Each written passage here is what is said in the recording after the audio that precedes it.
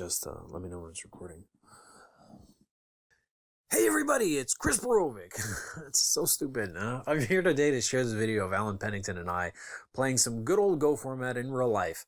Now, of course, that's not the sort of thing I get to say every day because Alan lives in Florida and I live in New Jersey. But he had a Magic tournament here a couple weeks ago, so we had an opportunity to play our first and perhaps last match of all time.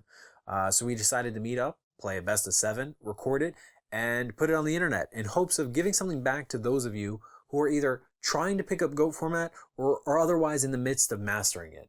Either way, I think this video has something for you because of all the videos of me playing Goat format on YouTube, either on Dueling Network or in real life, I can tell you hands down, bar none, this one is the most instructive out of all of them. It's also the most illustrative of how I play and why I play the cards I do. You can thank Alan for that because he played really well and pushed this match to a tense Game 7, which means there's a ton of content here and I'm going to narrate the whole thing. So no matter how good you are, I hope you learn something. But either way, I hope you enjoy it.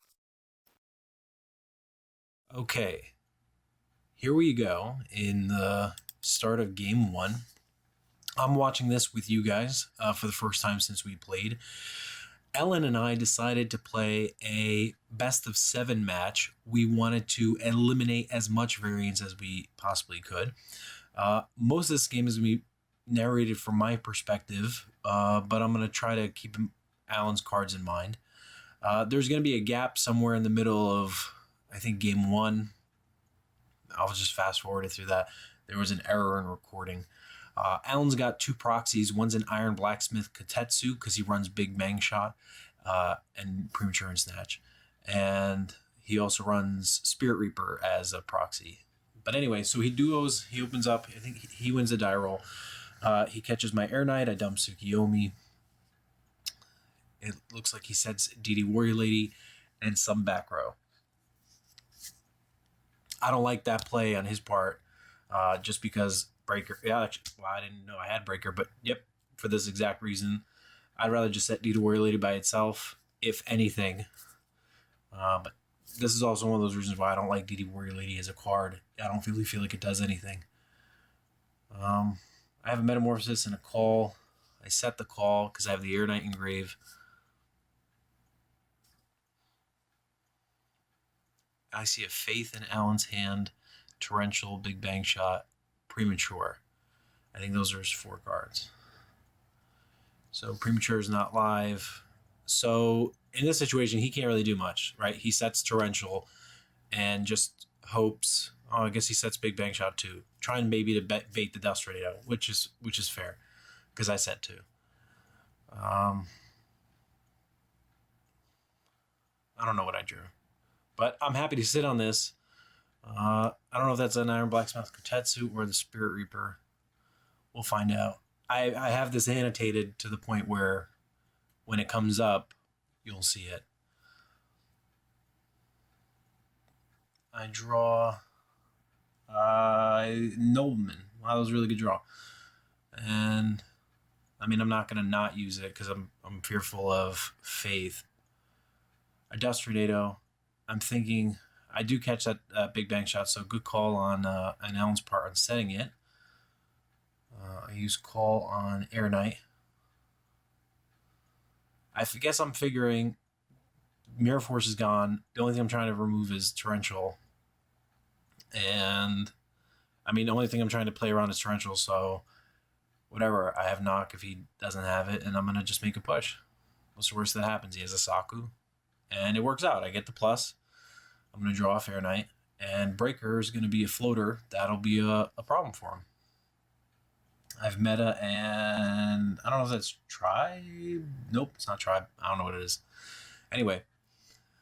So he goes. He draws. This is a really low resource game. Not very interesting. Not a lot of plays to be made. It's just he's got dead cards. He's got a Faith, a Premature, and now a Goat to my Breaker, which is a floater. All this, by the way, came about, I'll note, because of that first turn 1 play where he set DD Warrior Lady with the Mirror Force. When you have cards like... the only case I can think of is Book or ring or something like that, something to catch that breaker turn 1. You don't want to be setting cards turn 1 that are vulnerable to breaker. Breaker something you want to, your first set that you set in the game should be something that isn't vulnerable to breaker, at least if you have the option to, and he definitely did. He could have only set the DD War Lady. Anyway, I have Premature Metamorphosis, and I don't know what my face down is. I'm going to find out, though, when I flip it, I guess. Nope, I guess I'm not flipping. I guess I'm still fearful of a torrential. So he has faith. He takes back duo. I flip my merchant. It was a merchant. I get a goat.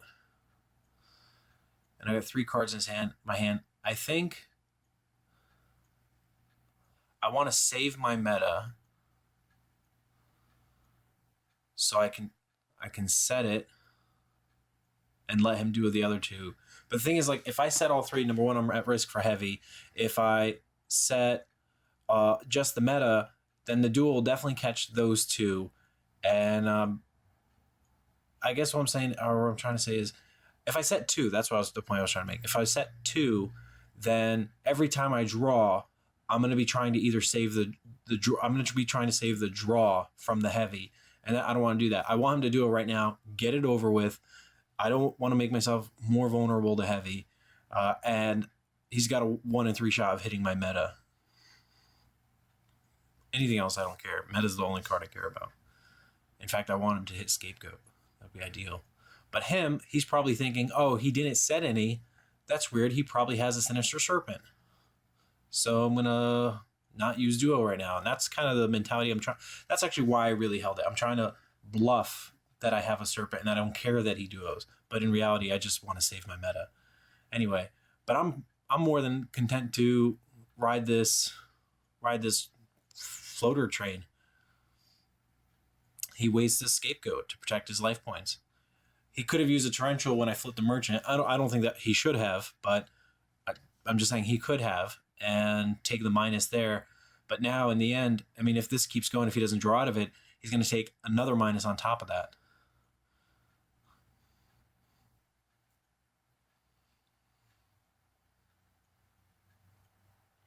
In this case, by the way, so I turn merchant to defense just because I expect after goat for there to be a meta, and there's no reason to clear a second goat and for the cost of 1400 damage if he metas my breaker.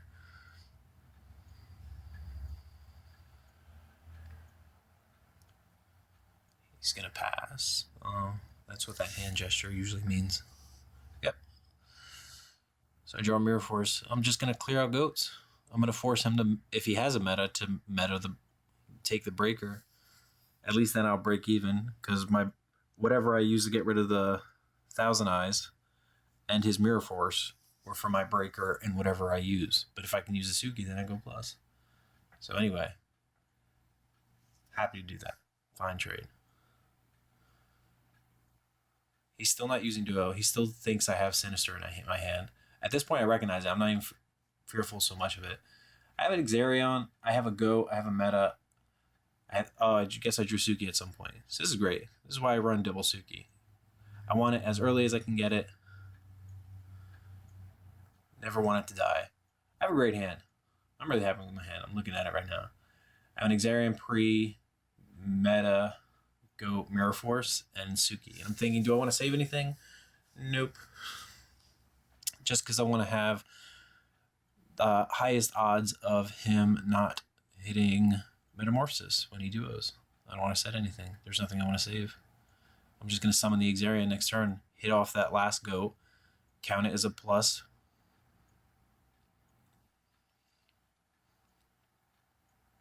Sure enough, I draw. Swap out his goat token for an actual goat token. I drew an Air Knight. So I've got a nice play coming up, I guess, with Scapegoat, Metamorphosis, and Air Knight.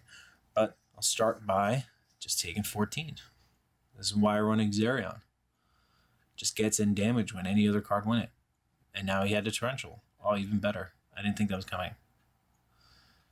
So I've got a full hand. Now when he duos, he's going to hit an Air Knight, which is going to make my pre-live.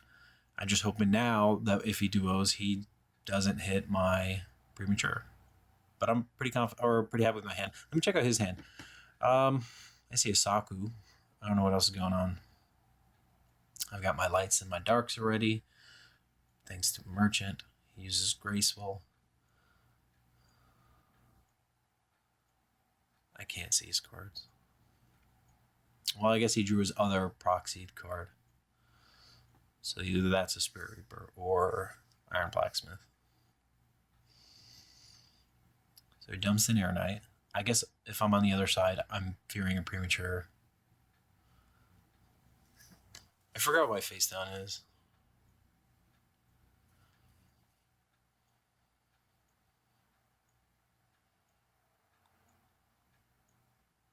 And he discards Tribe.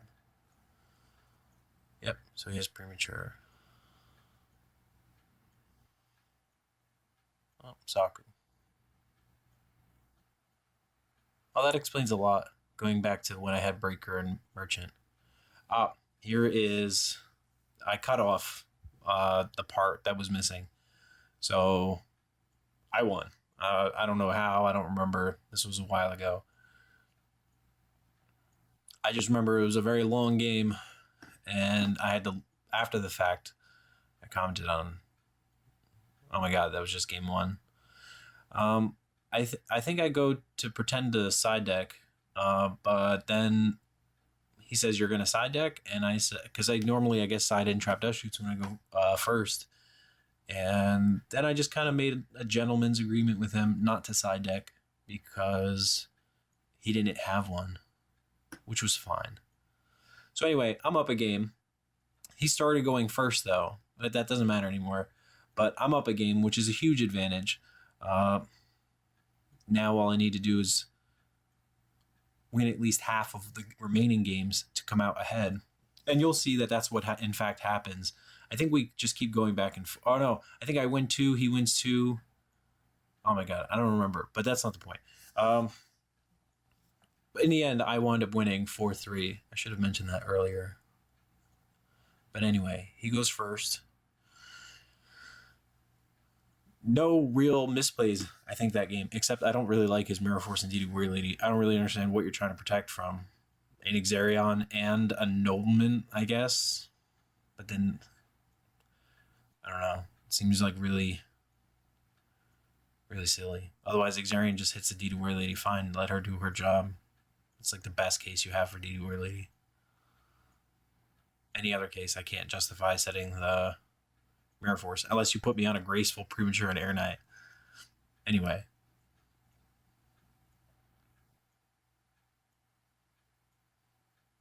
All this is just to say, be mindful of all the cards that your opponent has. They can have any one of them at any given moment. There's no reason not to count on them having them. He opens up Duo again. That's spectacular. Oh my god. He hit my ring. Dust, meta. I think there was a premature. I dump a meta? I have to have another meta. Yep, I do have another meta. I love meta too much to let it go. God, he really wrecked my hand. Ring was the best card there. That's annoying. And he's got Sinister too. What a good hand. I have Breaker and Book, Meta, and Dust. I break his, what does it say? Nobleman across out. See, this is he did the same mistake twice. That makes me think it's like a Morphing Jar? No, it's not Morphing Jar. He just used Duo. Is it a Faith? I don't know what it is. Sanguine. What is the point of setting the Nobleman?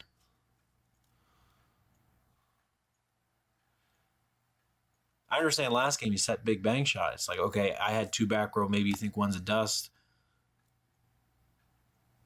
But that is, oh my god. Why would you do that? Whatever, I'm happy. I'm grateful he did that.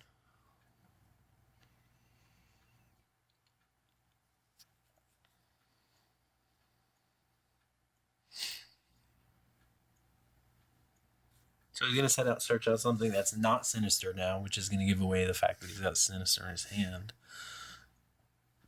Which makes me weary of Metamorphosis. He searches out Magician of Faith. The I don't know, second or third best search for Sangan. Tsukuyomi's the other one. That's kind of what I'm hoping he doesn't have now. That's what forces me to set a book. I'm going to have to set a book. And I'm probably going to set Dusterino just because, but maybe not. Yep, I was going to say maybe not. The other thing is, so there's a reason why you might set Knock. You might set Knock to set up for a heavy play.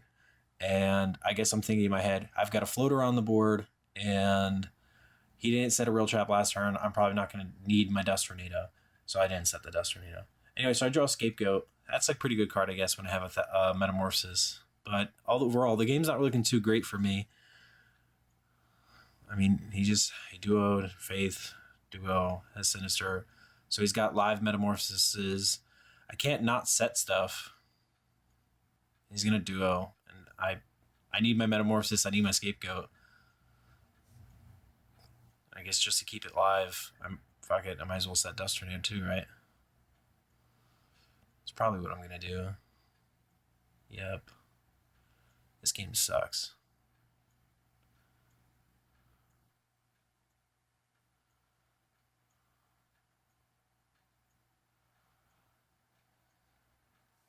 Games are so much easier when you open up Duo. It's not even fair. It's like way easier to open up when you open up Duo than when you open up Pot.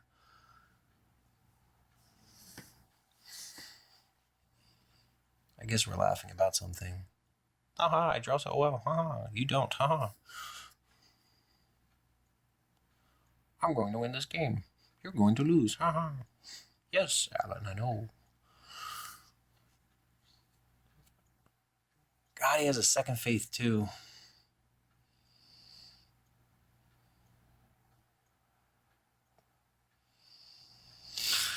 So he gets back in Nolman. I said it. I think I draw a Merchant. I said it. I say, you know what? I'd rather him Nolman this than maybe it's a Morphing Jar. And I'm thinking maybe he won't Nolman it if... Oh, it's a Faith. Never mind. I think at this... Yeah. So anyway, the logic here is Nobleman, my guy. I don't care. I hope to draw a Morphing Jar and for you to not have a Nolman then. But hey, wait a second. That's Nolman cross out. Oh, that's really weird. So he just revealed... That was a misplay on his part. He showed me the proxy Nolman of Crossout instead of the super Nolman of Crossout that he had when I broke it turn 1. So now I guess I should know that there's a Nolman in his hand in addition to anything else. That's why I always try to make sure my card rarities and card additions are the same so that in case like that happens, I don't even have to think about it. Oh my god, this is horrible.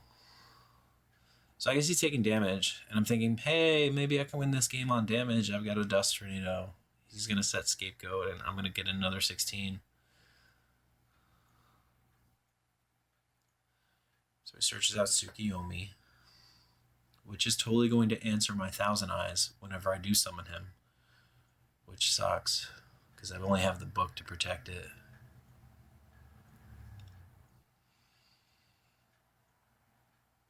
And he sets... Even if that's a Sinister, I can't touch it. I can't get through it. But it's not. I see the Sinister in his hand. I don't know what it is. Dust on the duo, which was dead. So good job, Alan, baiting my Dust.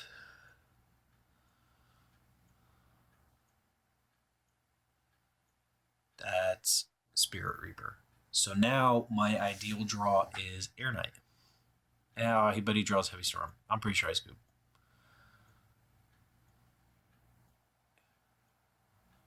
Scoop, scoop, scoop. This is so embarrassing. Yep. Come on. Come on. What are you doing? I guess I think I'm at 8,000 and I can always draw a Graceful into a Pot, into a BLS, and Ring. Oh my god. Morphing Jar. Please let it be Morphing Jar. I don't know what it is. But he's got the second Nolman, right?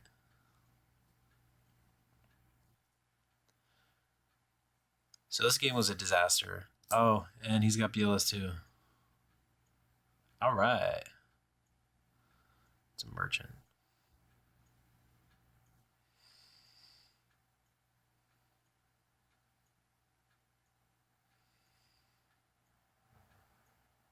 Well, this game is getting away from me.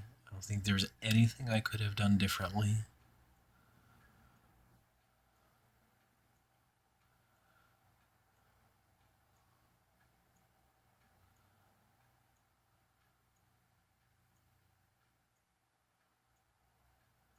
God, why do you have to hit the ring?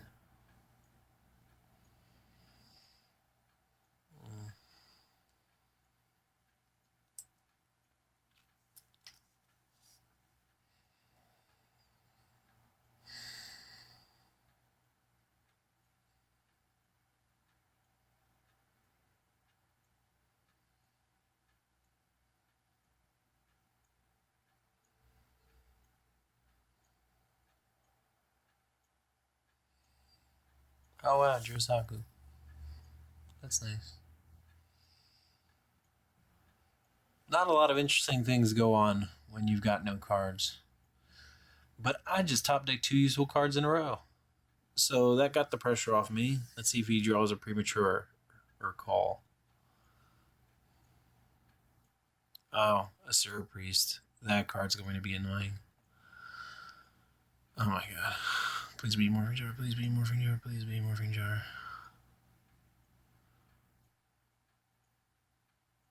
I know it's not Morphing Jar. I don't know exactly how the game goes. Oh, well, there you go. It was a Morphing Jar. There you go. Well, that call is what won the game, I'm fairly certain. I don't think there's any way I can come back. Now I'm just trying to not die. But this is stupid. Oh, he drew a Nullman. I'm so confused. I could have sworn I popped it. Whatever. Anyway, I guess I just knew it was Nullman. Anyway, whatever. So we're going into game 3. It is 1-1. The last game wasn't so impressive. Just a lot of dead cards and pretty standard plays all around. I like the way Alan shuffles. I think he bends his cards, though, when he does it. I don't like that. I just two-pile. I two-pile mine in the spirit of fairness because I two-pile my opponents to separate all their cards.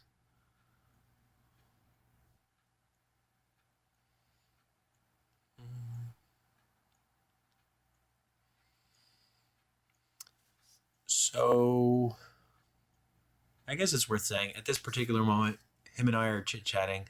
We are at a Magic event, I think, in Edison. And the whole hall is filled with Magic players. But I still notice a couple people. They come up, they say hi to us. One guy knocked my camera at some point. I don't know if we're going to see that.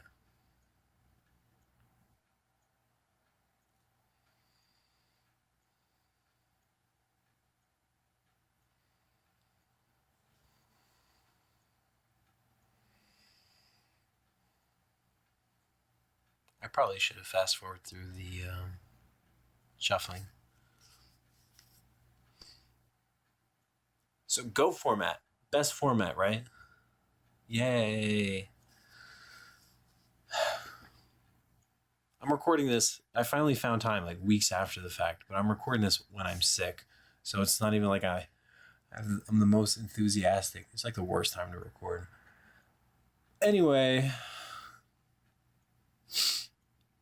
just feel like crap. I see a Scapegoat and I think a Sako in my hand. I see, yep, I don't know what else.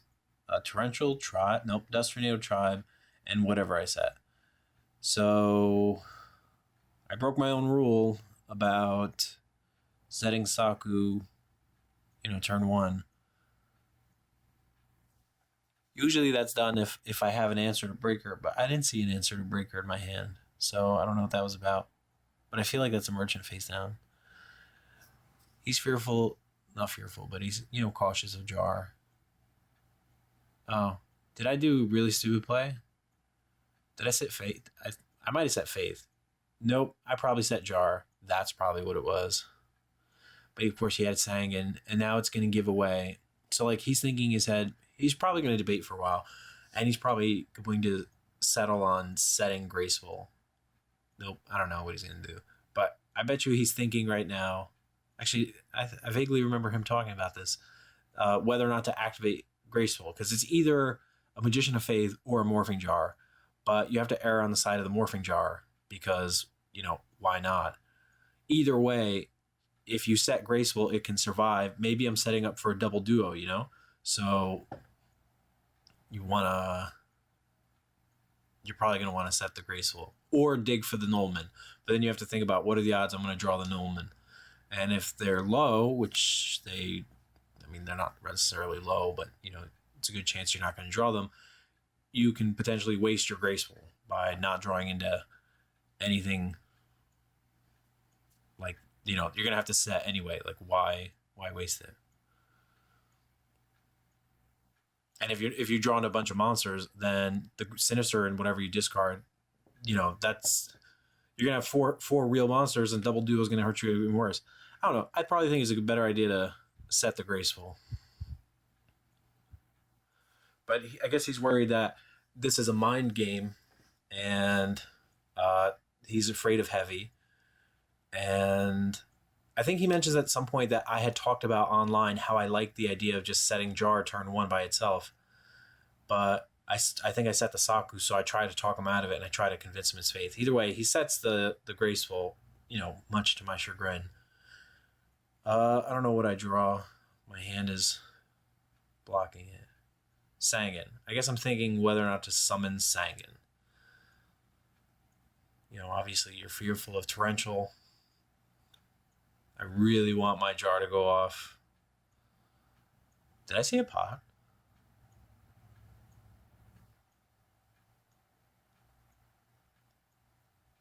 I'd be surprised if I summon the Sangan. 9 times out of 10, I want to tribute my Jar off for an Air Knight.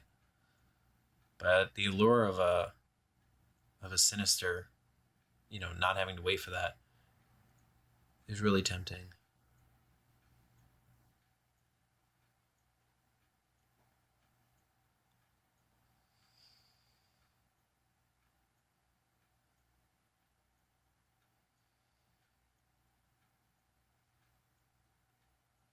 I guess I'm thinking either way I'm setting these cards. Nope. I commit to it. Not worth it.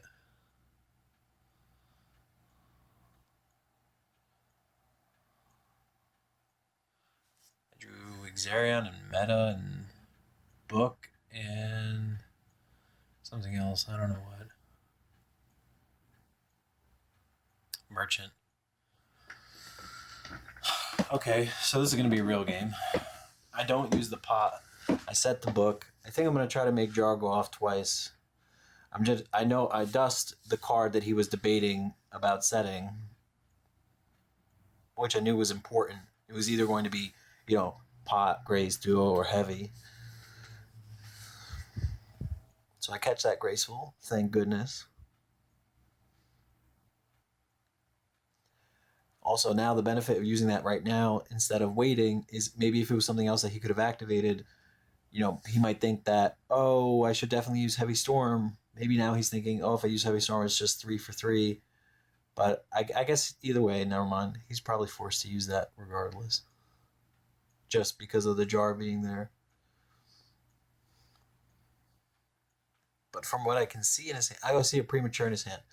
He might premature the Sangan, set a bunch, and attack the Jar after using Typhoon on like a random card.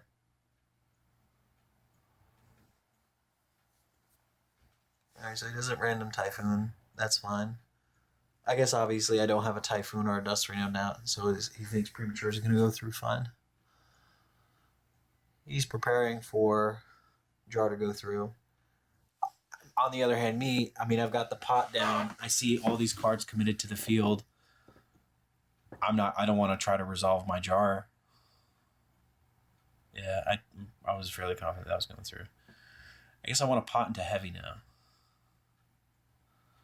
I have double meta, and I think a Merchant face down.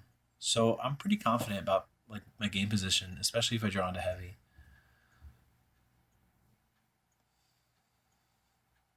He's got 4 in hand and 5 on board. I draw... Is that a Tsukiyomi? Nope, Exarion. Oh, and I get the duo. But I know he has Sinister. I also think the game's going to go kind of slow. Maybe I didn't have pot face down. I don't know why I'm not using it.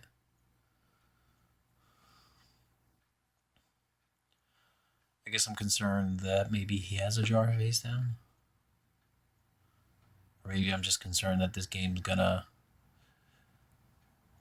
be in a standstill for a while.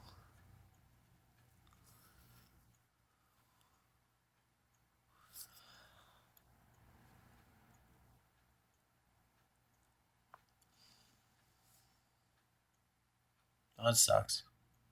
I guess my backup was using the meta if he booked. But Ring on the Thousand Eyes kind of sucks. And I book it just to save it. So that I can meta again, probably. That sucked. Just too afraid of face downs. That's kind of why I run 3 Metamorphoses. Oh, it's Spirit Reaper. I flipped the pot up. It was just, in case he had a book again, I didn't want to, that's what it was. I didn't want to pot and not be able to stop the Morphing Jar. So I was trying to save it. But it wasn't Morphing Jar. It was a bad read on my part.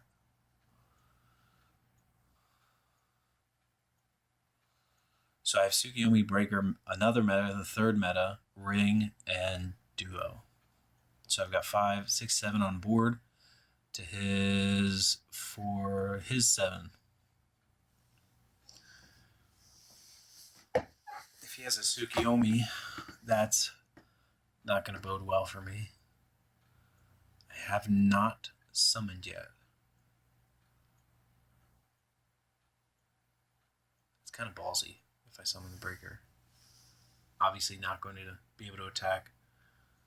I guess my gameplay here, my plan anyway, I'm probably going to attack the Thousand Eyes into the Sangan and attach the Sangan and then try to make damage for the 1,000.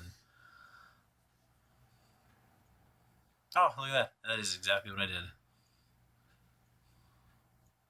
And he's reading it to make sure that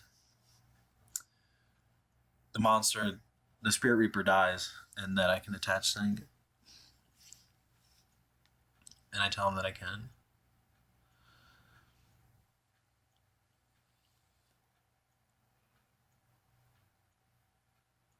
That saves me the trouble of having to commit through a torrential.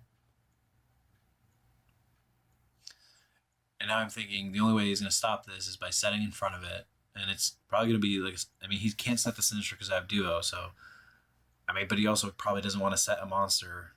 I don't know. It's hard to tell. I'm fearful of torrential right now. I guess I'm thinking, maybe if he summons Tsukiyomi, my faith would be saved or something. I don't know exactly what I'm thinking. I feel like maybe I want to set faith. But never mind. That's stupid because he has Sinister. So he can go, if he did have Torrential, he can go summon Sinister, get both my monsters. So yeah, I just pass. I think at this point, I'm just baiting out the Tsukiyomi.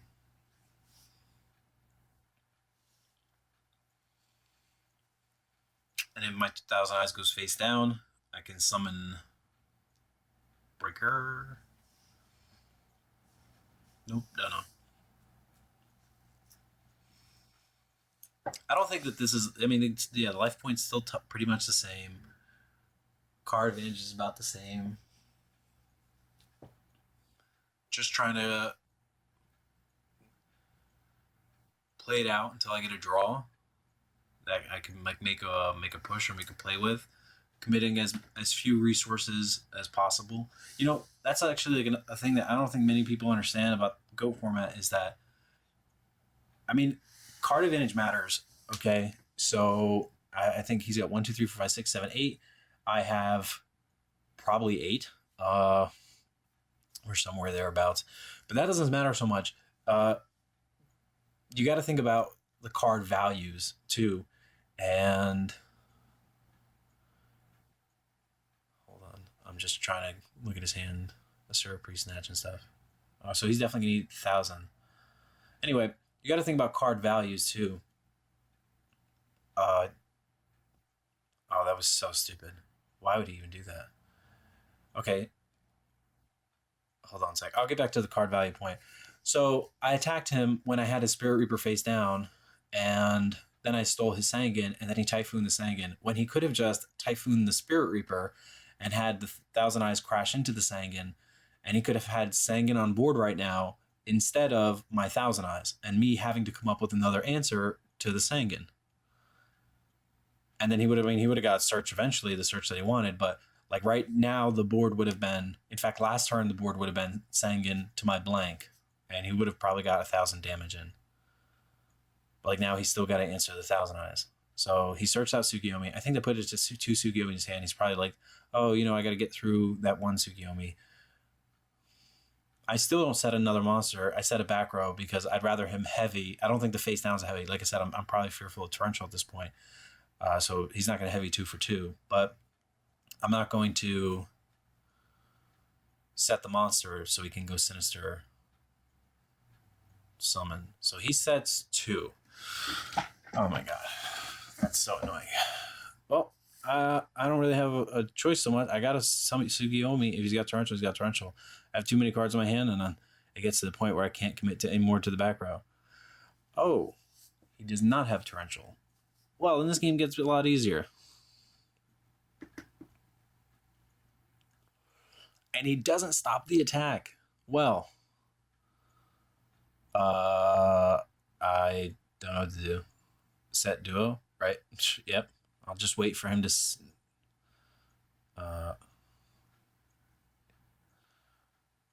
Wait for him to. Yeah, that's when someone knocked into my camera. So I'm going to set duo. I'm going to wait for him to set the Sinister in front of this Thousand Eyes. Not that that matters. Not that he's going to do that. But before I activate it, there's no point. I'd rather him Typhoon it than waste it on a random card in his hand. Or Dust Tornado it. Anyway. But I mean, he's got so many down, I don't mind even setting it. Even if he flips heavy, I don't care. That's like a fine use of heavy. Then I can start setting cards, not caring about it. And Thousand Eyes is putting in work. So now I guess he didn't answer the Thousand Eyes with Asaku. He set one other card. It's probably the protection card. But at this point, I'm thinking there are too many cards. There's too many cards in play right now. If I keep this going, I'm gonna have to commit an extra card to the back row or set some like. And I don't want to lose my meta. Like the cards, I don't know what the other card is that's in my hand, but it's not something I'm willing to risk to the heavy. It's like if heavy BLS comes down, I still need answers to it. So I don't want to set my meta. So fuck it. I guess summon the Air Knight and push. And if it doesn't go through, that's fine. Right? Yep. That's fine. I'm going to start getting aggressive on him. I think next turn I'll drop a Breaker, an Exarion, or whatever. And there's the Torrential. I'm glad I kept the Tsukiyomi. I'd rather have Air Knight in my graveyard than Tsukiyomi. And that's a card he just drew, too. So I'm not thinking the other cards, or not drew, but set. And so I'm not thinking the other cards are really a threat. There's probably 7 cards in his hand. So it's like 10-9. But I'm ahead in life. And with a light in the graveyard, I've got game shots open.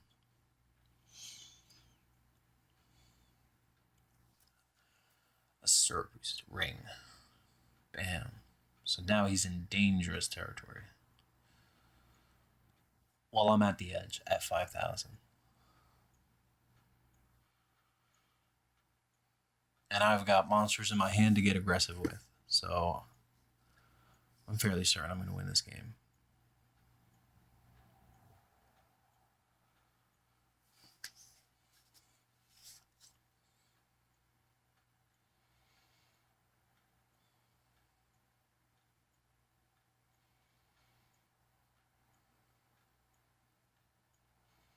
At some point, I imagine there's a heavy of his face down. So I'm going to try to catch it right now. But I missed. I hit the worst one.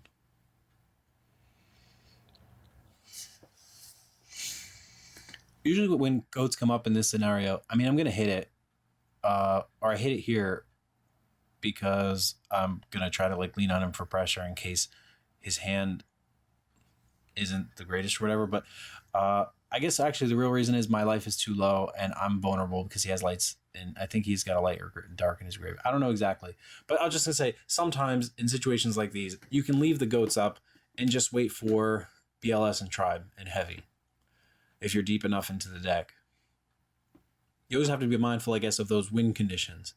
Like, what are you planning to do? That's what you need to ask yourself every step of the game. What are you planning to do? What can you avoid? What do you have to deal with? What's left that you can deal with it?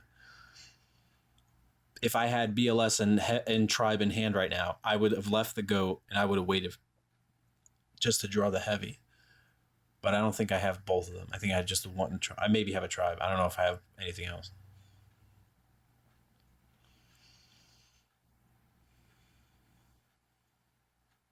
Probably should have made more of a point to record the hands. It's really difficult to follow that. I guess I drew a torrential. That's fine. That's a good card to draw. So I guess I'm waiting for... I don't know if I want to use it, though.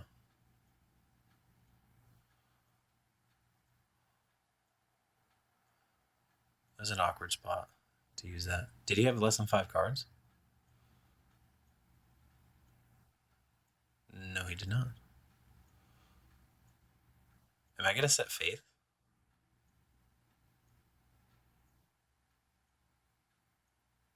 Maybe I just... Yeah.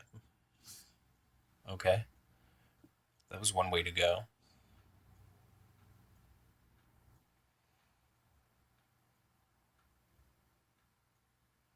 I must be really scared. Thinking like all the cards in his hand are broken. If I duo even one of them, it'll be good for me. But of course he retaliates with a pot. I can never get ahead. It's always an uphill battle.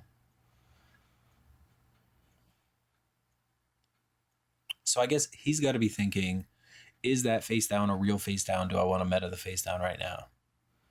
Or is he bluffing me out? There were so many turns that went by. I obviously drew monsters in that period. Was I waiting for something to set before I set the faith?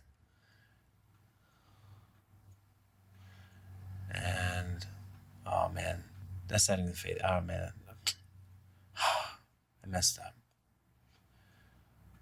That made things so complicated for no reason. I didn't put him on a dust at all.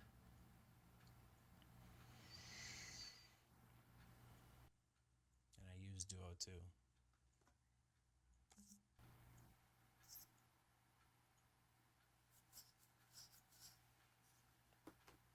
Damn.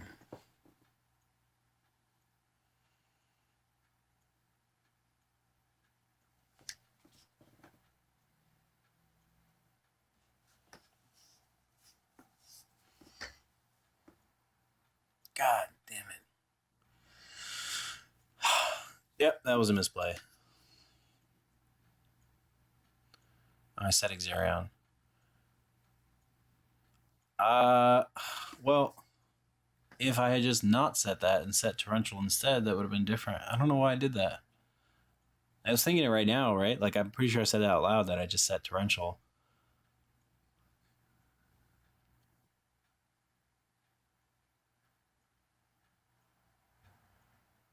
I guess I got greedy. That's the only thing I can think of. I had faith in Xerion, and I set Xerion to bait Nolman or whatever, and I wanted my faith to resolve.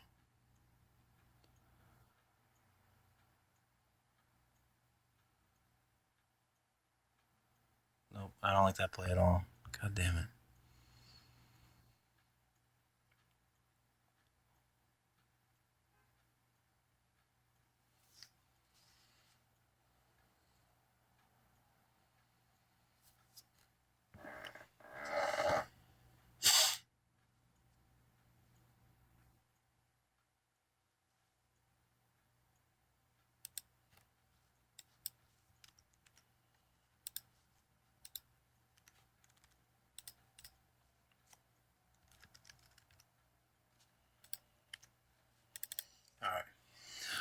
So, we are starting off game 1. I've got a nobleman, merchant, graceful, it looks like, scapegoat, something.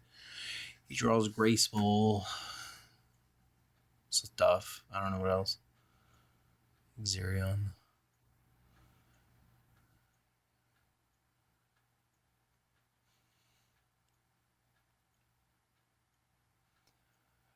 Xerion is the only card that necessitates the setting of Saku, by the way. But I would only ever do that, I think, if I've got like a flip in an Air Knight, or a flip in a Tsukiyomi, or a Jar, or something like that. At least I think that's the only reason I would do that. Or if maybe if I have an Xerion face down, so even if Breaker breaks, I can come back over the top with the Xerion. I don't know what my face down is. Man, he opened up duo like 3 games in a row now. That's really annoying. And graceful.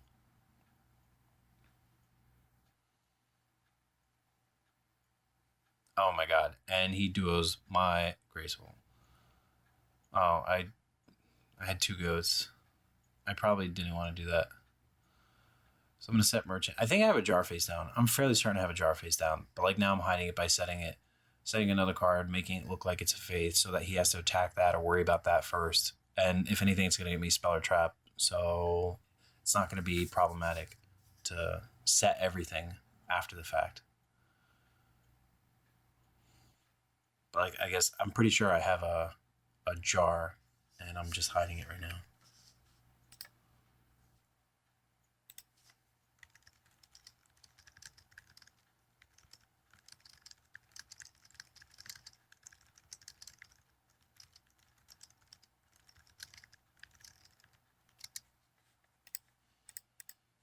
I happen to be texting Alan at this moment. Anyway, back to the game. I'm sorry. So I flipped merchant. I guess I got torrential, or the other card. What was the other card? I'm pretty sure it's torrential. Merchant attack, Iron Blacksmith. And that's the exact read I thought, by the way, just so we're clear. Because I wanted him to search out a power card, and then I was going to flip jar. I'm absolutely confident that I have the jar face out, because that was the exact reason I made that play. We had talked about it beforehand, or I don't know if we talked about it beforehand, but I knew he was running the Iron Blacksmith. And it just smelled like an Iron Blacksmith. I can't explain it.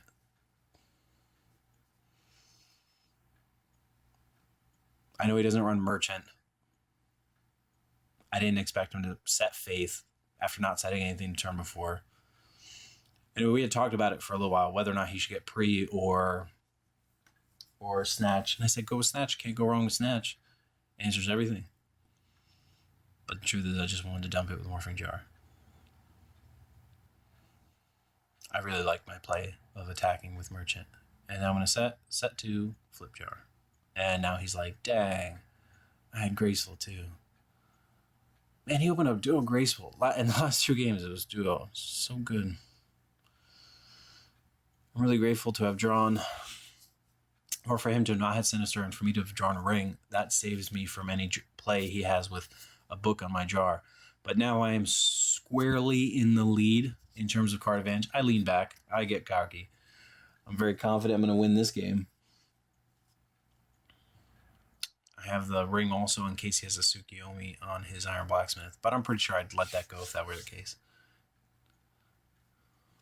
Just because I want to be able to ring in case he tries to book my jar.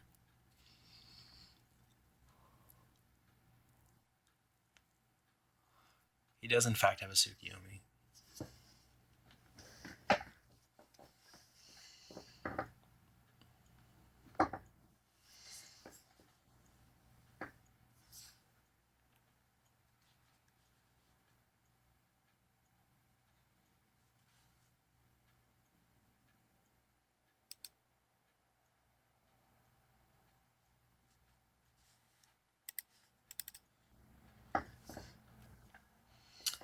So he summons Sangan, and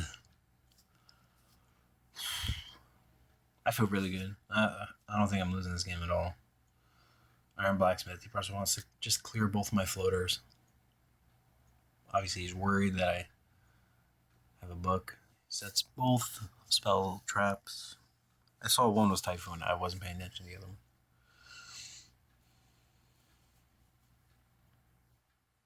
He's trying to bluff that I have, or that he has a book. But I don't care. I'm definitely not. Even if I did, I would have booked my jar right there. And now jar's off the table. I am squarely in the lead. I think he's complaining that he's down so many cards.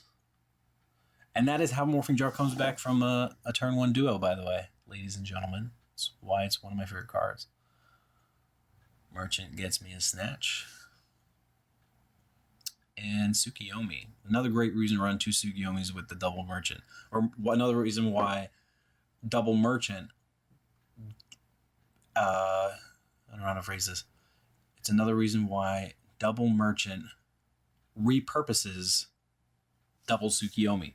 I love double Tsukiyomi because I run 3 meta, but I also run Jar, 2 Faith, and 2 Merchant. So, like, it just really flows well together. Merchant also, it helps with the triple meta. It's just everything. Merchant complements everything in the deck. He rings a Tsukiyomi. I don't know what necessarily his game plan is in terms of how he wins. I just have too many cards, I think. I have a light and dark in graveyard thanks to Merchant. 5 cards in my hand. 5 cards on the board. I got 10 cards total. After his draw, he has 8 cards total. So it's not like I have a huge advantage, but I definitely have significant advantage.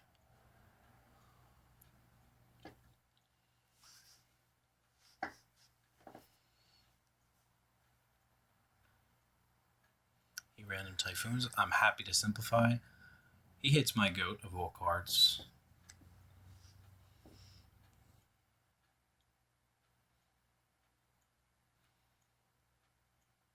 I'm going to look in the graveyard for... Big Bang Shot, it's not going to be problematic, but I guess Premature is the one I'm mostly concerned about. I know Snatch is gone. I'm thinking whether or not to ring the Iron Blacksmith. I might. Just because there's lack of other good targets to ring right now. And I don't want him to go plus. Well, he's going to go plus either way, but at least this I can stop like now instead of having to wait longer.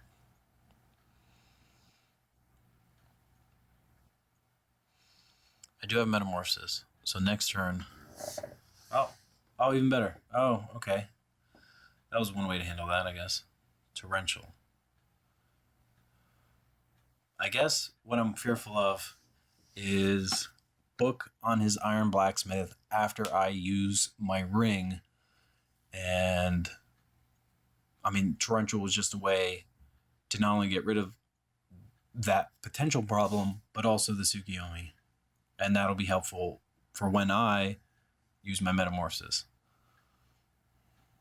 That's probably, I think, what the real thing was. Torrential gets rid of Tsukiyomi. And I'm up, so it's not like it's a huge loss. I think he's got 5.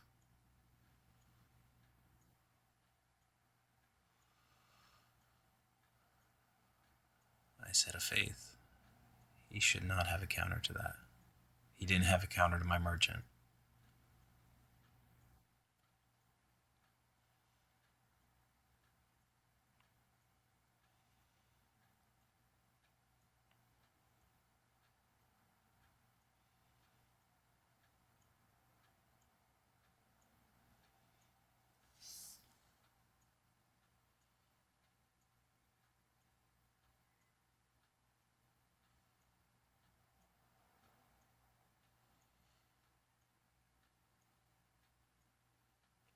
The Warrior League is such a bad card.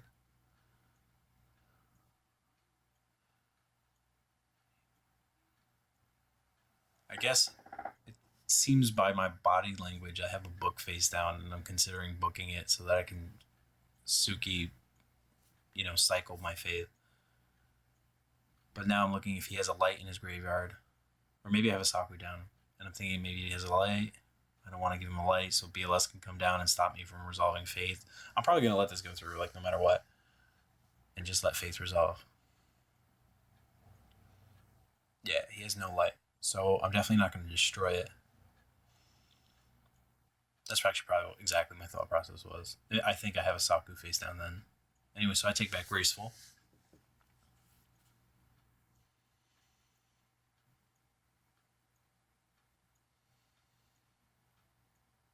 I don't know if you guys are going to see the same thing I'm seeing, but it seems a little sketchy, the video. It's going back and forth. So he attacked into my faith with the DD Warrior Lady. I don't want him to have a light. I'm probably going to set Exarion right now and let him run into that as well. Yep. And it'll remove the light and delay any BLS from coming down. He draws Big Bang Shot. Big Bang Shot and a Sorrow Priest is the combo, by the way, for when they have Scapegoat. So it gives you sort of a win condition. But I don't think in the 7 games we played, he pulled that off at all. I don't think it's a good combo. Rymus used to use that and back in Shonen Jump, New Jersey, and I was never a fan of it then. I'm not a fan of it now. Bam. Take the 400 and remove.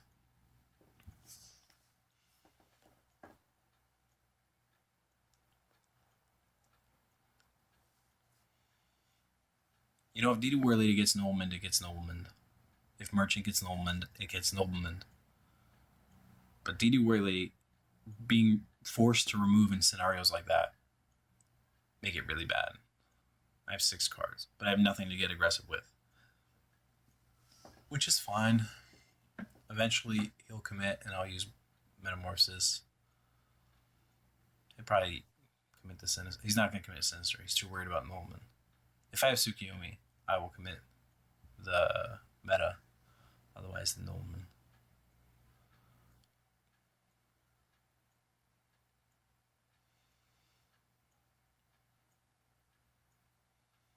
Man, that is a really awkward play on his part.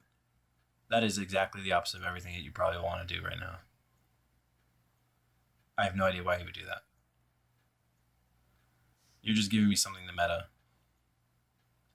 So, like, I guess he has Tsukiyomi's hand? I gotta look at his hand to know. But right now I'm trying to catch the book, because I think he's got a book. And I think I'm probably gonna ring, right? Yeah. Bam. I thought book was in the middle. That played out exactly like I thought it would. And the only reason why I did that was once he summoned the Dekoichi is when I thought there was a book down, which made me think a Metamorphosis won't go through. Or maybe I didn't have Scapegoat face down. I don't know if I even said it.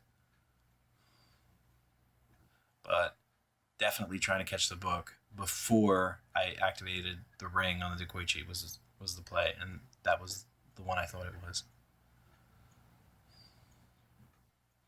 And I think we're talking about it right now, how he didn't really have it like a play other than to book the Dekoichi.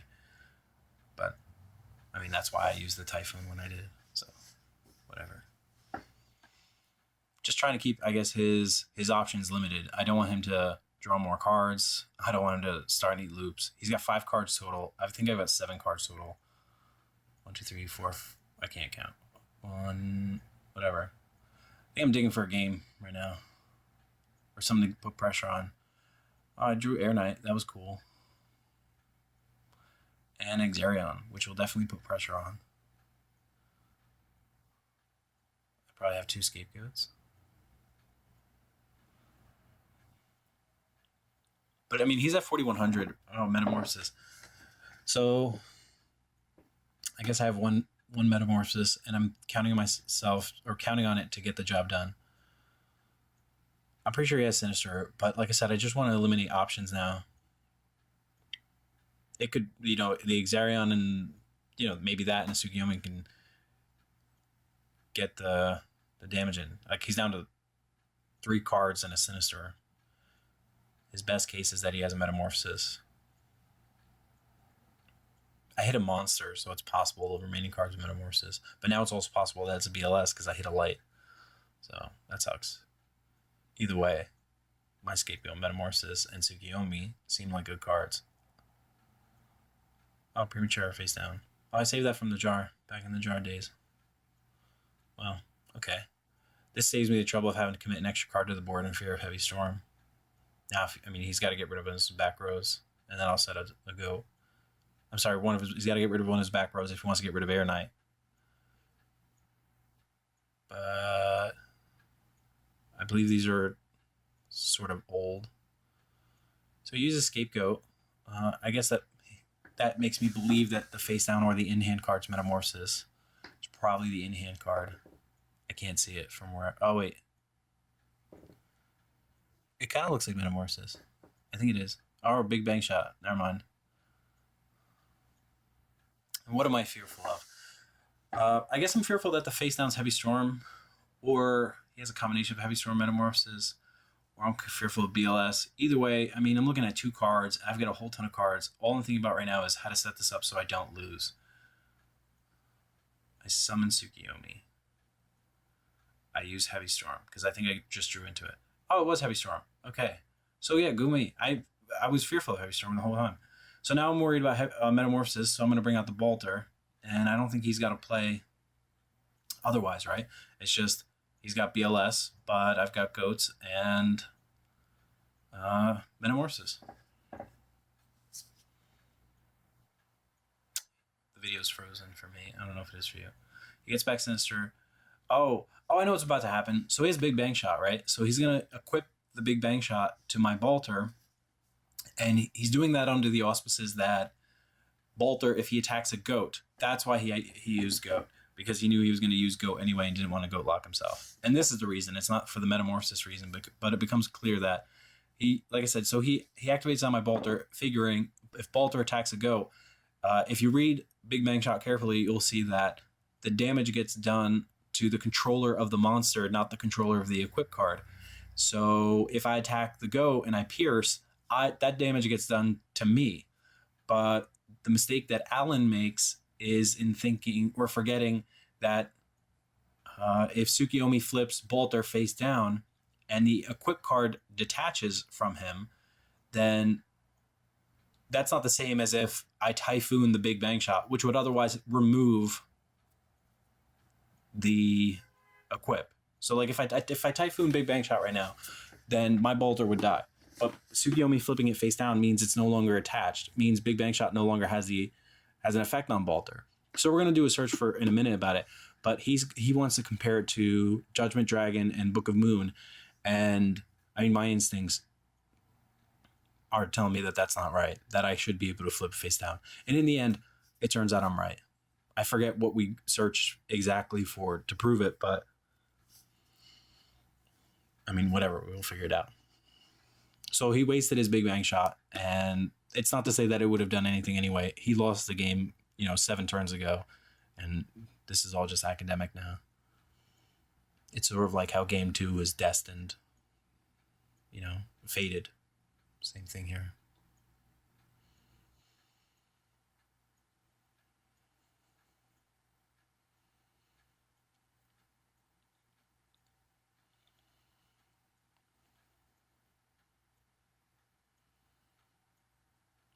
My sweatshirt says Monsters University. Alan's is wearing a Duelist Grounds t-shirt.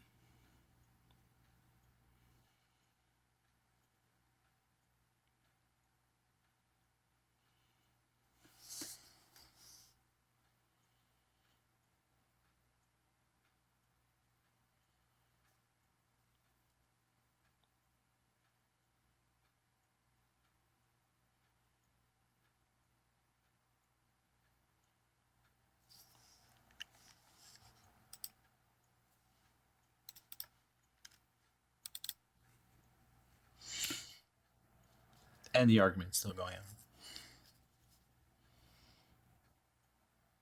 But I'm pretty sure he's going to concede the point.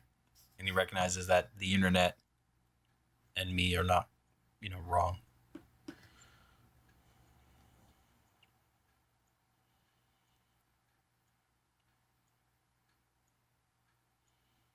And I think the line I'm using right now is, well, look, even if you think it goes this way, we have nothing that says that, but we have this thing that says that I'm right. So unless you have a better idea, I think we should just go with what the majority of our sources say. And I think he just concedes the point.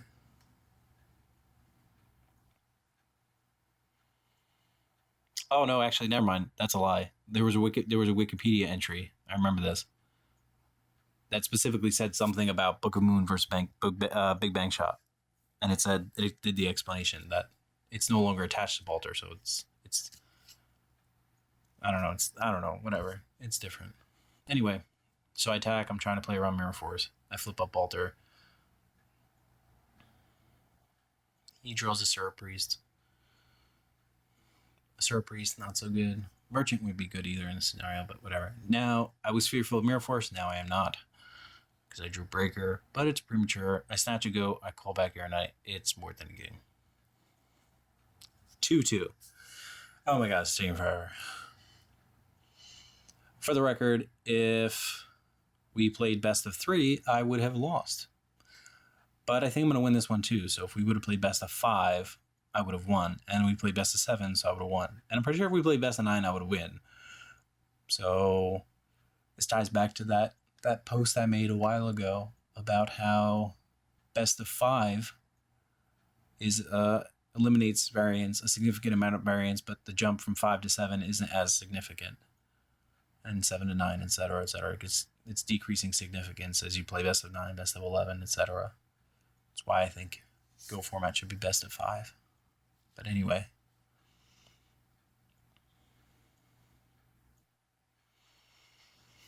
So we're tied up. Alan's not a bad player by any stretch. I think my impressions right now in the match are that he bluffs too much. And he's quite conservative, quite passive. Actually, I guess there's two different types of play or categories of play that I guess you can say. I think there's a difference between tight and loose and aggressive versus conservative. So tight versus loose, aggressive versus conservative. I would define myself as a tight but aggressive player, whereas I'm thinking Alan is a tight conservative player. And I mean, those are just words, right? Like, I mean, those could apply to anything. The specific I guess what I'm trying to say is, how do I put this? Tight versus loose, I think of is how antsy you are to activate cards. I guess that's probably a good way to put it. And conservative versus aggressive, meaning how. I guess I'm talking about the size of your balls, right? Like if I have an Exarion, right, and I'm looking at a scapegoat on the field, if you're the kind of person who's going to set the Exarion to bait a Metamorphosis, or you're the kind of person to summon the Exarion to get in the 14 damage, and I'm just more along the lines of I want to summon, do that damage, and if Metamorphosis comes at me, I mean, I'm baiting it regardless. So I'm looking for an opportunity to do damage. I'm looking for an opportunity to get game shots in constantly every turn. I'm constantly thinking about my end game. I'm constantly thinking about how I'm going to win. I'm not just thinking, oh, let's keep going slow until I draw heavy BLS and Tribe, etc.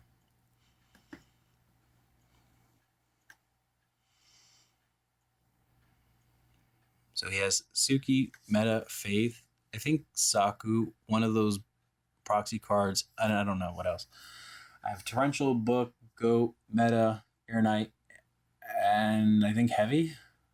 Torrential, Book, Meta, Air Knight, Heavy. So I guess my play is, this is the game. Okay, great. I don't know what I didn't know. I couldn't see right now in the thing, but in real life, I made the read that there was a morphing jar, and I Typhoon his face down just in case it's heavy, but I don't think it is. But he's kind of perplexed right now. He's like, what made you think it was a morphing jar? I swear on my mother's life, I swear on my marriage, I never saw the morphing jar. So he summons Spirit Reaper, and I have the opportunity to Torrential, so I Torrential. And I see that it's indeed a morphing jar. And he's wondering how I knew it was a morphing jar. And I tell him, I promise you, I will tell you after the match, but I made the read based on something you did. So you gave it away. And I got the plus because I got Jar and the Reaper for the Torrential. And like he's kind of dumbfounded at this point that I could possibly have read the morphing jar. And I'm like, well, I don't think it's a good idea to set 5, casually. Like, I mean, I really did read it as a morphing jar. And then we talk about the difference between a read and another word, whatever. Anyway, I'm going to tell you how I read the morphing jar. I forget what we were talking about in the conversation. Oh, no, that's not what it was. Throughout the entire game, this is what happened. Throughout the entire game, Alan was super quiet and he didn't talk. But, or at least in the beginning parts of the game. Over the course of the match, he talks. But in the beginning parts of the game, when he does his turn one play, he usually thinks, sets up his play. But that particular game, this game, he was talking. And he was talking like a lot. As if he's trying to hide the fact that like his play is casual. There's nothing suspicious here. There's nothing face down. And that just immediately makes me think something fishy is going on. And I think it's a jar. So I set pot, I set the meta and the heavy. I'm pretty sure this is all going to go off great for me. No, I didn't set heavy. That was a lie. Maybe I didn't have heavy. I don't know exactly. But anyway. But I have Air Knight. And I meta the other one, another goat, to take the face down. It's probably Faith. I don't think this is probably one of those games where everything that could go wrong for Alan is going to go wrong. It's probably a goat's face down. I don't know exactly, but it goes through, and he's feeling it go away from him. Just from, I guess, I don't know if it was the jar that put him on tilt, but you know, a combination of everything. Oh, it's probably not goats. Oh, it was Typhoon. I remember seeing it before. Anyway, but I mean, I'm not fearful of it now. He's got a Faith, Tsukiyomi, and meta. I think his only play here is the meta, the Faith, take the Air Knight, yeah, and hit the Thousand Eyes. But I'm not fearful of his back row. I have 2 cards. I think I drew into the Heavy Storm. Nope, I drew into Nolman. I have a Suki, though. And he's thinking, oh, God damn it, obviously. So I've got 4 cards to his 3. He's got Suki, Nolman. I've got Heavy. Oh, now I have my own jar. But I have Exarion. Exarion puts on pressure. He has to Suki, Nolman it. He drew a Surprise, too. Well, that's great. I baited out the Nolman. Oh, but I drew a breaker. It's just going great. I'm just getting in damage. I know he's going to Suki it. I don't even care. He's at 2,700. I don't know why he didn't use a Surprise there. That was awkward. He was just trying to hide the fact that he has a card in his hand. Or doesn't want to reveal the fact that he has whatever. But I've got a ring and a jar. And I'm fairly confident that's the end of the match right now. He's not going to have a second Nolman, right? It's too few on cards. I mean, too little on cards and stuff. If he hasn't been able to summon Breaker for a while because I haven't set a back row, now he's going to summon Breaker, fall into the ring. If he sets, you know, I'm going to get 5 new cards and I have ring face down just to do 2,700. That's pretty much the game.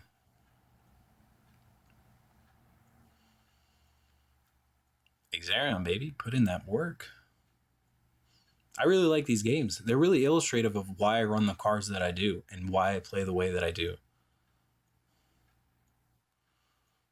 Oh, I put that in the intro, didn't I? I did. I said this was illustrative of the cards I use and why I play the way I do. You see, you know, Exarion, if that was anything else, if that was a Dekoichi, he just would have straight up Nolmaned it. He wouldn't even had to Suki it. Dekoichi's not aggressive enough. I get down to too few cards in deck before I can possibly have a game shot. And God forbid if Merchant mills my BLS, I have like only Air Knights to rely on. So if they don't go through, I'm screwed. And he's down to 1,000. So I've got a jar to do 300 to flip and just do 300 more life. But I have heavy and I don't even need. I drew graceful. That's when I draw my great cards. There you go. When it's unnecessary. So it's 3-2. I'd like to say that game was won in part through skill, but also I'm not going to not acknowledge the fact that I drew well and he didn't draw as well. It's not like I drew broken. I had the pot, never mind.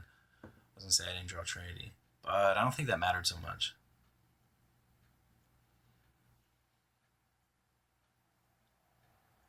I think the real thing was that jar play. It was significant, or at least it cost him resources and evened out the advantage of going first. Gave that back to me,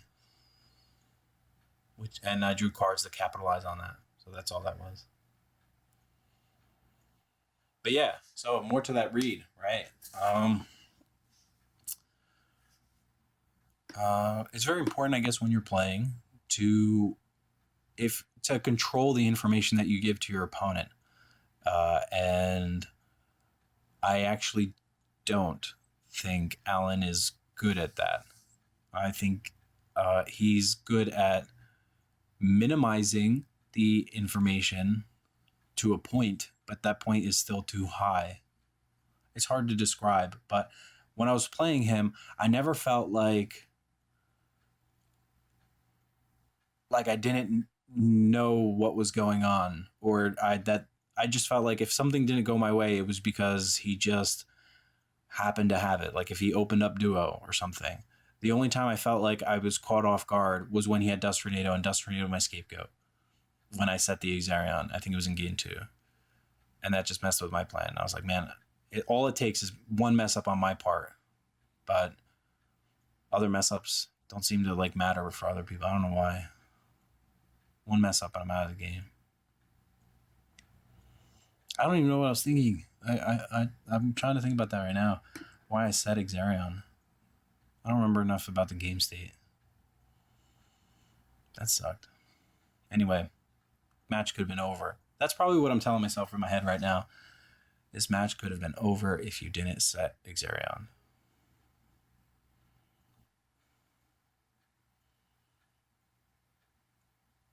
I wonder if he runs tributes. I haven't seen a Jinzo. I have seen an Air Knight. He probably runs double Air Knight.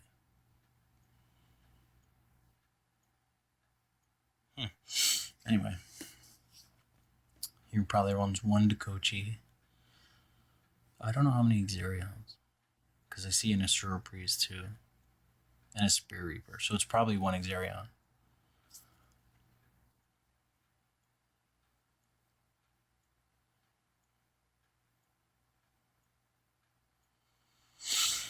Alright, so let me check out his hand. I see one Proxy, one Dust. Oh, he opens up Duo again. Shocker. Hits my Saku. I have Premature, which I discard, and 3 other cards. Jar. It looks like Typhoon, and I don't know. And he's got Goat, Sinister, and a Trap that I don't know. I think I drew Nullman. That was great. That's Spirit Reaper. Yep. So I want my Jar to go off. I don't want him to summon Breaker. So I'm setting Typhoon.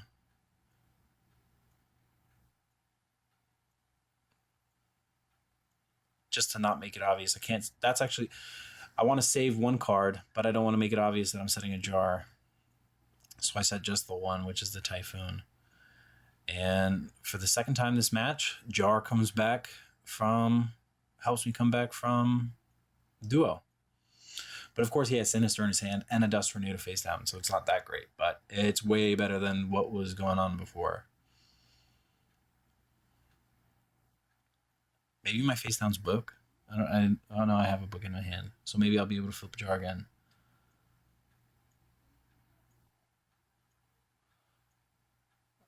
Maybe his face down's Jar.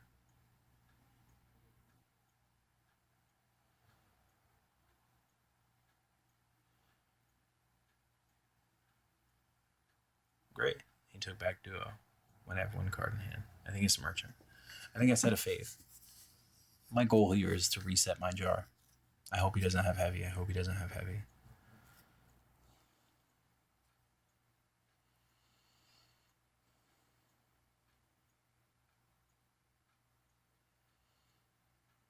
Oh, but he has Heavy.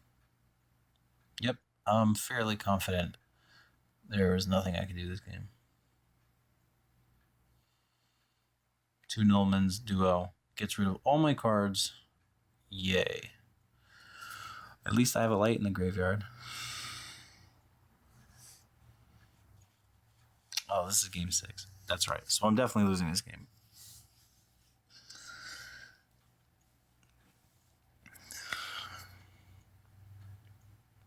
It sucks when matches are won or lost because of the cards that were drawn and not how they were played.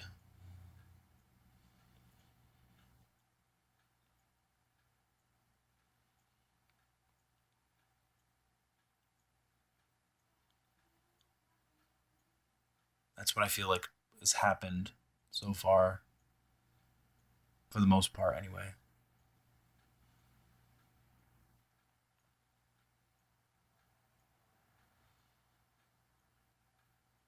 And the mistakes that he made were mostly inconsequential, with the exception of the Breaker Nolman, I think game 1 or game 2 or whatever, or something like that. When he set Nolman turn 1 and I broke it. Oh no, that not even that one. Sorry, no, the DD Warrior Lady. Oh, that's a good guard to draw in this situation. When he had DD Warrior Lady and Saku, and he set both, and I broke, which put a floater on my board for too long. That's the game we couldn't finish because there was an error in the camera. Anyway, Sangan is a really good card to draw there because he summons Sinister, which means he either has Tsukiyomi or is just trying to peck for damage or an Air Knight. And either way, that gets all that out of the way. So yay me. And he's in Torrential. That sucks.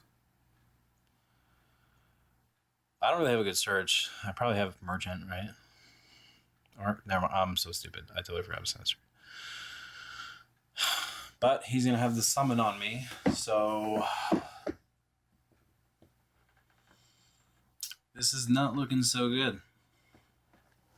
I need a miracle. He's got too many cards. I need to draw a duo right now, and then I need to draw a pot into a duo, and I don't know. This sucks. I hate losing like this. It's like the worst.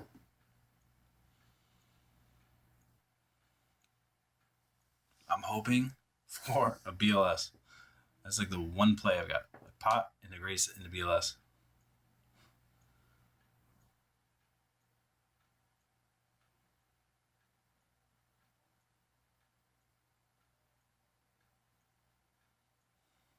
I need to keep that Sinister in attack mode and no back rows.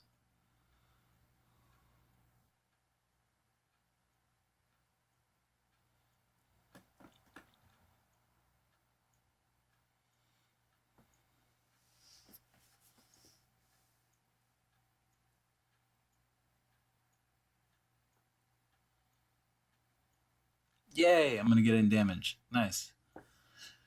That's what he gets for not setting book. I don't know why you wouldn't set book in that situation. You're just asking for BLS to run over you. Oh, I drew an Air Knight. I see that in my hand. But Breaker is going to be my dark, which gives me BLS as an out, I guess. Doesn't matter. I know I lose this game.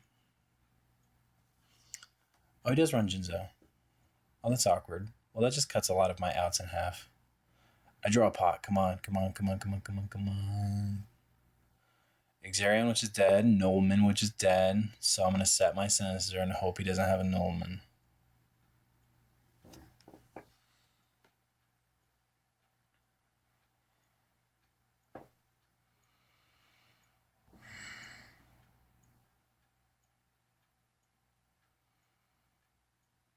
Gee, I hope he doesn't summon his Sinister and hit my face down with that.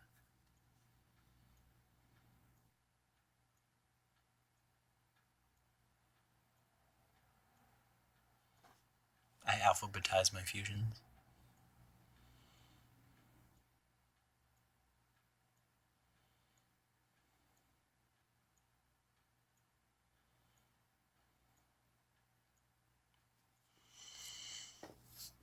So I know he has Metamorphosis. I'm secretly hoping that he makes 1,000 Eyes so I can stall out this game.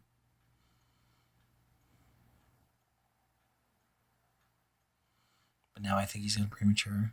Yep, okay. And Don't summon Sinister, don't summon Sinister, don't summon Sinister, don't summon Sinister, don't summon Sinister. Man, he could totally win if you summoned Sinister. I would have definitely summoned Sinister.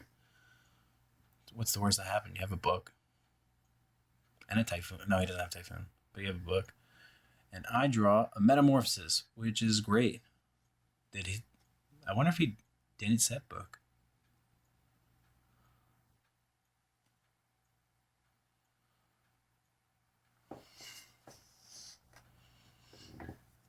Unless like he had like a second book.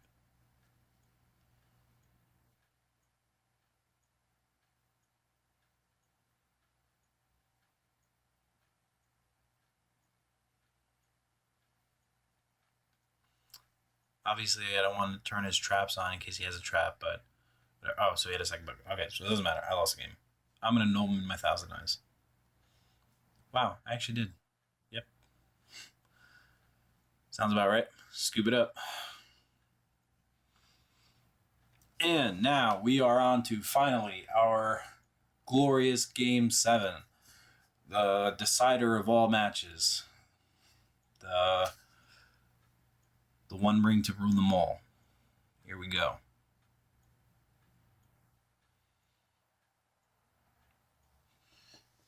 So, let's say, to recap so far what we've seen, a couple good reads. I think about siding.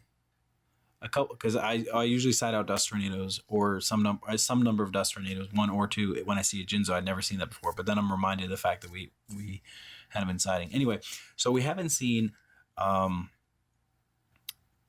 spectacular game shots, right? Like those are the money shots. Those are what you want to see. You want to see someone use like snatch on a goat, turn the goat to attack mode, heavy storm, premature this, metamorphosis my level 4 into this, and then you know what I mean? Like you want to see those. Those are money shots. We don't have any of those so far, but what we have seen are some quality examples of card selection or the justifications for certain card selections. What we have seen are some good reads. We've also seen some solid play. So it's like if you found yourself in a certain situation, you thought maybe you should go do something different. It's something to just ask yourself, or maybe bring up to me if you think that there was a better move in a situation where I could have made or Alan could have made. But otherwise, it's something to just get your brain wrapped around it, saying, hey, what would I do in this situation, and just analyze the pros and cons if you did something different. So really instructive. Maybe not like, oh my God, Michael Bay explosions, kind of fun, but an instructive sort of fun so far, I think. Alan's jacket is really yellow. It's the same yellow as my sleeves. All right. So 7 games in a row. I don't think I opened up any Trinity. I got duoed like 4 times or something, right? That was annoying.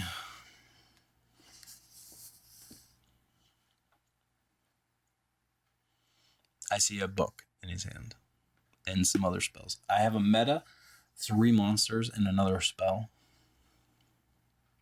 He's got a nobleman. He sets a back row. So this game's going to go back and forth.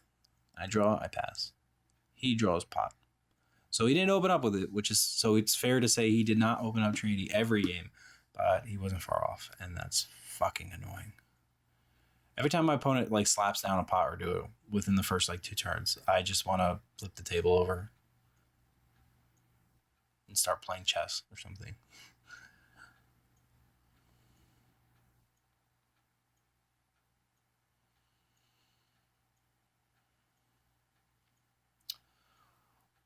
Well, I did not consider the camera when I drew these cards and just laid them in my hand. I see a Sinister Mirror Force Nobleman in his hand. A Snatch, maybe? A book? Meta, Sinister Nobleman. I think I just drew pot. Premature Nobleman. Yep, I drew pot. But I don't want to activate it.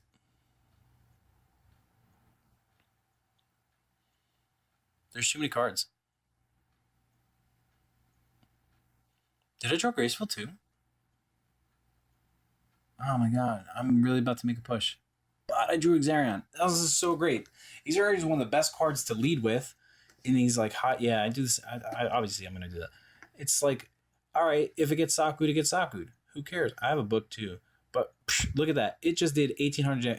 It reduced the barrier by which I have to overcome to win the game by nearly a quarter. It's a great card. So I might have a great hand. Sinister, Meta, Nobleman, Pre, Air Knight. I'm just hoping he doesn't do well. Actually, if he does, I don't even care. I hope he has Sinister and Air Knight. I'm very happy with my hand right now. I think I have a book face down. Man, so Exarion. Definitely run that card.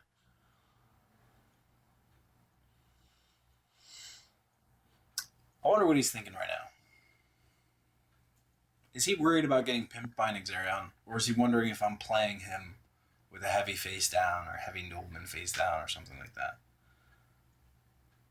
Nope, not. I guess he's not thinking that.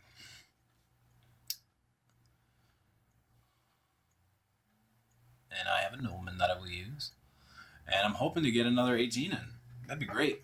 That'd be sweet. Faith is out of the game. I feel great about that. That means he can't reuse that pot, which means he only has one heavy to use. I think I win like 90% of the games that Faith gets nobleman. It's just that much easier. Even if you set 2 and you take a minus to heavy, you can set 4 anytime after that, and they have to play scared the rest of the game. Yeah, so he uses his Mirror Force on Exarion, which means the other 2 are not Sakuretsu, which means one's probably a Scapegoat and a Book of Moon, or a Typhoon, or a Bluff. Because he also didn't use Torrential when I summoned Exarion. And if it's Scapegoat, it could be he's got Metamorphosis. Well, now he didn't end phase, so he doesn't have Metamorphosis and Scapegoat. So it's like one's probably definitely a book, and Typhoon or Bluff. Anyway, so I set another one alongside Exarion. Secretly, it looks like he should nobleman that second one. I think I probably set Sangan. I don't even care if Sangan gets nobleman at this point, which is probably what I hope for. I want Exarion to live rather than Sangan, because if he's got Scapegoats face down and no Metamorphosis, then Exarion's going to get in the damage.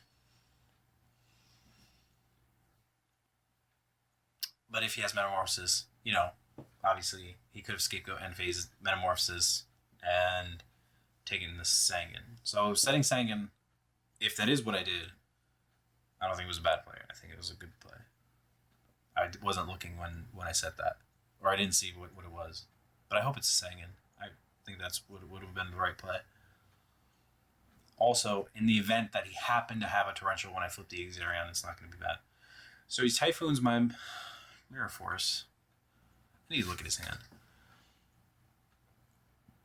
Oh, he has Sinister. So that's probably why he didn't infuse. So he is going to suck it up. I wonder if it is going to be... This is one of those situations... I hope... Oh, man, that was so... Why would you do that? I really hope it was Sangan, because if you have a nobleman and one card is you don't know and another card is an Exarion, why not take the Exarion and nobleman the card that you don't know, just so you don't run the risk of sucking up a Sinister or Sangan? And also, Faith is gone. Like, what are you trying to nobleman? My Morphing Jar? So yeah, he did that the complete backwards way. He knew Exarion, he didn't know the other one. He meted the unknown one. Show me a Sangan. Is it Sangan? Is it Sangan? Yes, it's Sangan. That's a misplay on his part. I don't know what you're thinking that is. Worse, oh my god, now that I think about it. Oh, Duo Grace was the next one. Worse is, if it was a merchant, you just knocked out my 2 lights. Why not knock my merchant and get rid of my other lights? I just don't understand the point of metamorphosing the unknown. That's stupid.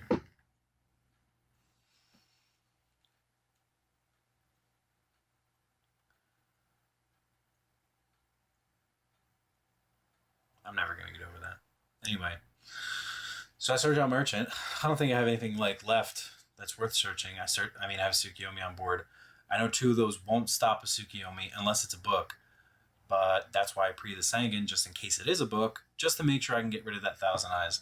But now I also test whether or not there's a dust down, so there's no dust, which makes me think it's like a book and a go. Maybe a call. He's looking at his graveyard. Nothing. Fuck it, I'll attack for Tsukiyomi. Another 1100 through. Nice. I don't want to set call. Don't set call.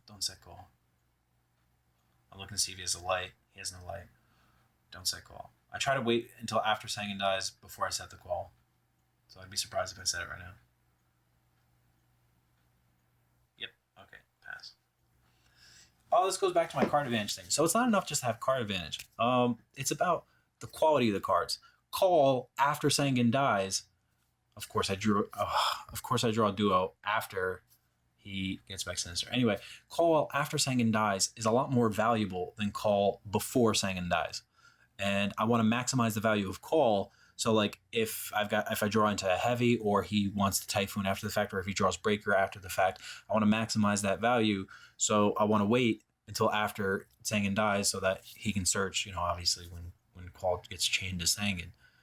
That's how I play. I try to maximize the value of my cards and minimize the value of my opponent's cards. What I did by setting Sangen was I minimized the value of my opponent's card by making him use Metamorphosis on the Sangen. I didn't think he had a Nolman, but I did think he had a Scapegoat and Metamorphosis. But I mean, he has Sinister Metamorphosis. Anyway, but I minimized the value of his Metamorphosis. I mean, in essence, I made it go minus, but I mean, that's the whole plan. Anyway, so now he summons Tribe. You know, it's obvious he's getting desperate now. He hits my Sinister. Again, I was just trying to bait more Metamorphoses because he used one Nolman. I didn't think he had a Nolman. I was also trying to keep myself safe. I search out Tsukiyomi. There's nothing else in my deck that's like decent. And this way, if he does have that book for when my Tsukiyomi hits the Tribe, I have a second Tsukiyomi to try to kill the Tribe. But it doesn't really matter. Most important thing here is that he used the Sinister on my Sangen. So now I can duo freely. But I imagine he should set another card to his back row. Yeah, there's no reason not to. And at this point, I realize, okay, Alan's not terrible. He's not going to leave 2 cards in his hand. You know, so fuck it. I'm going to duo. There's no reason for me not to do it right now. But I'll probably do it after my play because I don't want him to activate traps knowing that. I might set Mirror Force and Merchant and try to flip-flop with Tsukiyomi, but I don't like the idea of leaving cards on the board that I can deal with and, you know, reduce cards, especially when I'm up. So yeah, I'm definitely going to do this. He's probably going to book. I'm expecting a book. Yep, there's a book. And I do it with the last card, which was a BLS. He had no light. I think when we were playing each other, I said, now discard the BLS because I thought it was a BLS.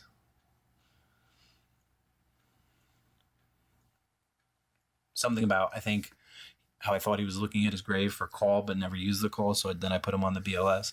Anyway, so now I'm thinking, oh my god, when my Suki flips, it's going to set the Tribe face down, which is the opposite of what I totally didn't think about that. So when I can't go Suki on the next turn to flip face down because it's already going to be face down. So now I'm thinking, God, that sucks. I just set that up to take not a minus, but I was hoping to get a plus by making him use the book unnecessarily. But like now, this has to be the case. Either that or I waste something on it, but I don't want to do that. Or waste something on the Tribe, but I don't want to do that. But I'm also thinking, BLS is gone. I can use my resources a lot more. I can be a lot more lax with the usage of my resources. I don't know what my face downs are. If I had a Saku, like, it's not terrible to use it, is what I'm trying to say.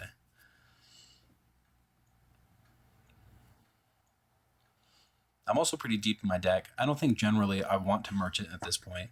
That's like a plan B.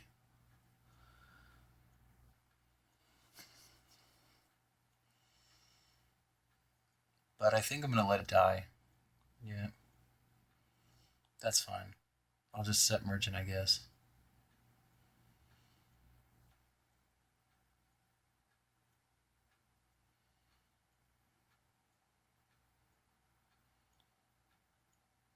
or maybe use Thousand Eyes. Oh, I end phase because he flipped the tribe. That's when you want to try to catch the scapegoat. It doesn't have to be a summon for that turn. It could be a flip summon. And the turn previous, I had used Tsukiyomi on tribe, so he had flip summoned it. And it's not that Goats is gonna, get in the. It's not gonna be a problem. He has a Sinister for Metamorphosis. It's more like for his life points. I want to endanger his life points. I want to get rid of Goats at some point. He just used it anyway. He's arguing with me because he doesn't think, or I guess he forgot that I had Suki'd the tribe, and he forgot that he had flipped it. So he was just thinking, tribe was already on the field. What?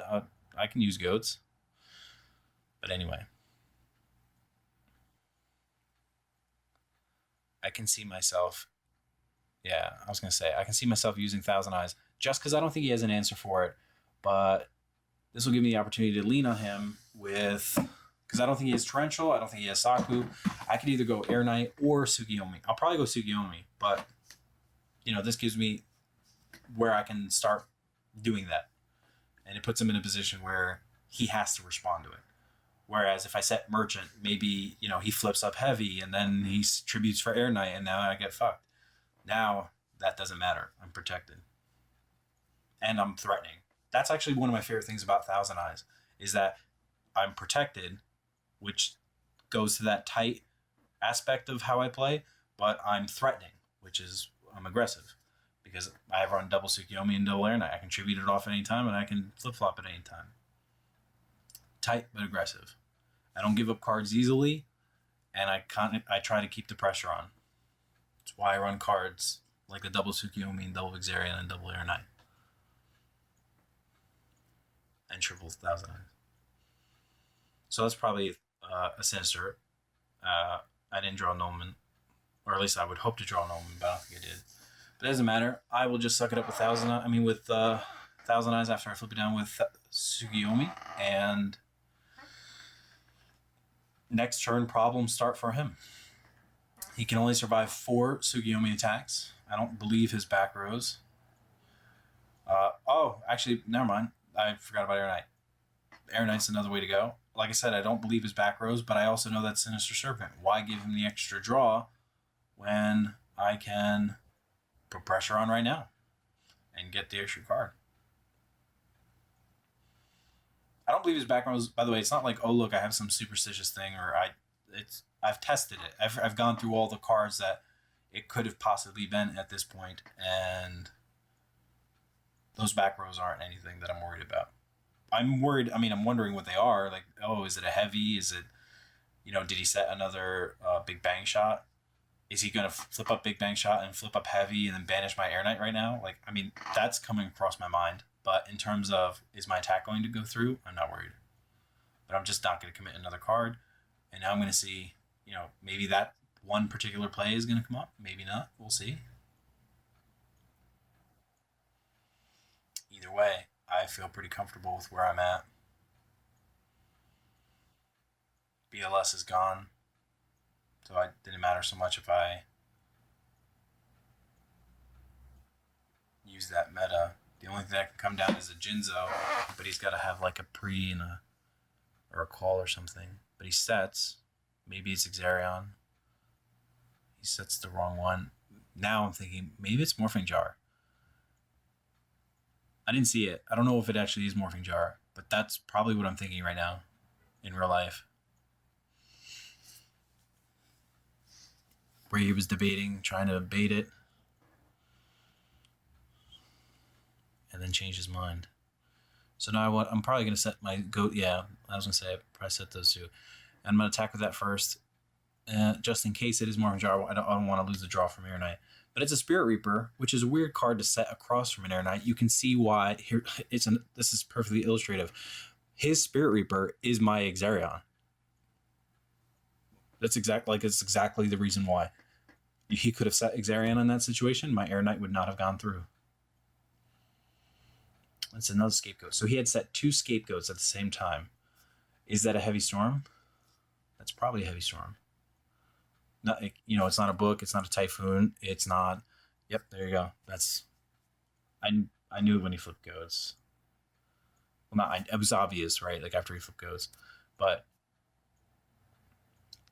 I think I'm thinking in my head, God, I hate you, Alan. Why would you set 2 scapegoats with your heavy storm? Why not just the 1 scapegoat with the heavy storm? I give him back his magic tokens. So I take the scapegoat, and he tributes for Jinzo. So that's why he set Reaper. But I got a free draw, and then I drew the Exarion, and I won because he was really low on life. So bam, there's another thing. That Exarion, it was his Spirit Reaper. If I drew his Spirit Reaper, it wouldn't have won me the game. Exarion gets through goats. You know what I mean? It's really good. I don't think anyone walking away after watching this match is going to say, yeah, Exarion, not a good card. Exarion's great. It's not so great that I want to run 3 because there's a situation where he's dead in. Like there were problems with the format: Faith, Thousand Eyes, BLS, and Air Knight, and Goats comes up a lot. But I mean, he gets damage through the Faith and the Goats, but and survives the Air Knight. So I mean, he's not perfect. He doesn't handle all the problems, but no card is going to go in that spot that's perfect. Anyway, so Exarion's good. You can see why I run double Merchant, triple meta. A lot of other people run double Exarion, double Air Knight, so I can't run 3 goats. You can see where I run double Saku because a lot of people run Exarion. He ran a Server Priest. I don't know if that came up. Anyway, so I hope that you watched this and you got something out of it. I hope that you got a sense of how I play and why I play the cards that I do. And I want to thank Alan for coming up to New Jersey and for letting me video record our match. Like I said, I think it was really instructive, and I hope you enjoyed it. Thanks, and take care.